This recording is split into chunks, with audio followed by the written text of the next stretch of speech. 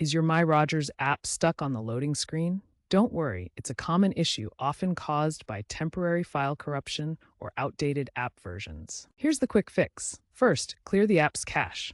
On Android, go to Settings, Apps, MyRogers, Storage, Clear Cache. On iOS, you'll need to uninstall and reinstall the app. This removes any corrupted data and forces the app to download a fresh, clean version.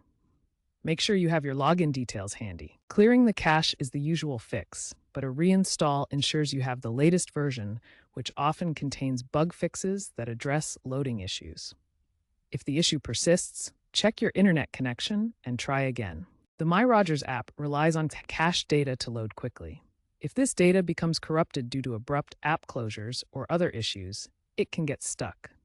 Keeping your MyRogers app up to date is important, so make sure you enable auto updates in the Google Play Store or App Store. Also, check the Rogers website, rogers.com/status, for possible outages or maintenance that could affect the app.